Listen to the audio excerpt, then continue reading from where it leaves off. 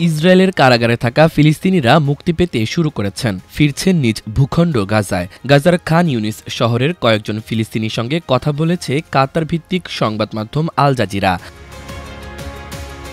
ইসরায়েলের বন্দি জীবন সম্পর্কে সদ্য মুক্তি পাওয়া এক ফিলিস্তিনি বলেন, আমরা ছিলাম এক কসাইখানায়, কারাগারে নয়। দুর্ভাগ্যজনকভাবে ওই কসাইখানার নাম ছিল ওফের কারাগার। অনেক তরুণ এখনও সেখানে আছেন। ইসরায়েলের কারাগারগুলোর অবস্থা খুবই ভয়াবহ। সেখানে কোনো তোষক নেই, খাবারের অবস্থা খুব খারাপ, সবকিছুই সেখানে কঠিন। আর এক মুক্তিপ্রাপ্ত ফিলিস্তিনি ইসরায়েলের কারাগারের অবস্থা বর্ণনা করেছেন খুব খারাপ বলে।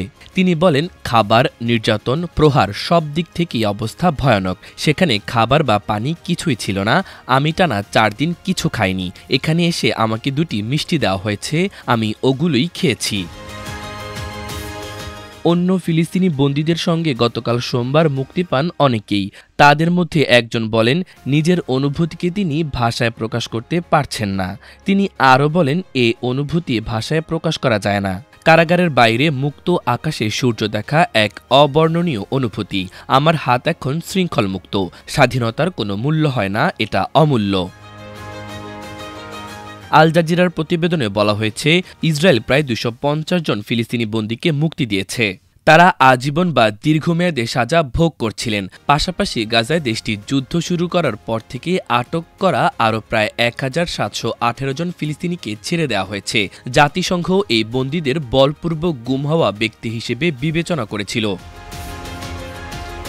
এদিকে গাজায় যুদ্ধবিরতি চুক্তির আওতায় 3700 ফিলিস্তিনি কারাবন্দীকে মুক্তি দিয়েছে ইসরায়েল। গতকাল সোমবার তাদের মুক্তি দেওয়া হয় বলে এক বিবৃতিতে জানিয়েছে ইসরায়েলের কেন্দ্রীয় কারাগার দপ্তরের জনসংযোগ বিভাগ।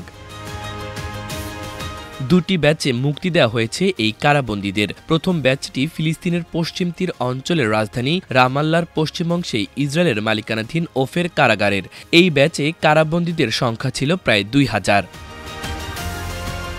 ফিলিস্তিনের স্বাধীনতাকামী গোষ্ঠী হামাসের জনসংযোগ দপ্তর জানিয়েছে, সোমবার স্থানীয় সময় দুপুরের দিকে বেশ কয়েকটি বাসে চেপে ওফের কারাগার থেকে পশ্চিম তীরের বেইতুনিয়া শহরে এসে পৌঁছেছেন এই কারাবন্দীরা।